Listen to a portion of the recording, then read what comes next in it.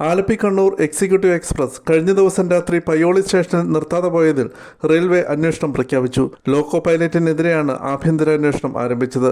Railway controlling ഓഫീസറുടെ നേതൃത്വത്തിലാണ് അന്വേഷണം. കനത്ത മഴയിൽ പയ്യോളി സ്റ്റേഷന്റെ ബോർഡ് കാണാൻ സാധിച്ചില്ലെന്ന് ലോക്കോ പൈലറ്റ് പറഞ്ഞു. പയ്യോളി സ്റ്റേഷനിൽ നിർത്താതെ പോയ ട്രെയിൻ പിന്നീട് നിർത്തിയത് 2 കിലോമീറ്റർ അകലെയുള്ള അയനിക്കാടാണ്. പയ്യോളിയാണെന്ന് കരുതി യാത്രക്കാരിൽ പലരും അവിടെ ഇറങ്ങി. മറ്റുള്ളവർ വടകരയിലും ഇറങ്ങി. ദുരിതം നേരിട്ട യാത്രക്കാർ വടകര സ്റ്റേഷനിൽ പ്രതിഷേധിച്ചു. പ്രതിഷേധത്തെ തുടർന്ന് യാത്രക്കാർക്ക് റെയിൽവേ വാഹനം ഏർപ്പെടുത്തി നൽകി.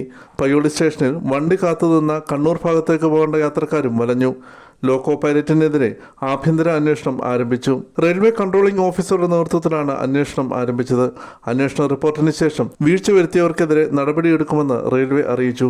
കഴിഞ്ഞ ഞായറാഴ്ച തമിഴ്നാട്ടിലും സമാനമായ സംഭവം ഉണ്ടായിരുന്നു. തിരുനെൽവേലി മേട്ടുപ്പാളയം ട്രെയിൻ കല്ലിടാക്കുറിച്ചി സ്റ്റേഷനിൽ നിർത്താതെ പോയത് യാത്രക്കാരുടെ പ്രതിഷേധത്തിന് കാരണമാക്കി. ഇതിനെ തുടർന്ന് 2 ലോക്കോ പൈലറ്റുമാരെ മധുരൈ ഡിവിഷൻ സസ്പെൻഡ് ചെയ്തിരുന്നു.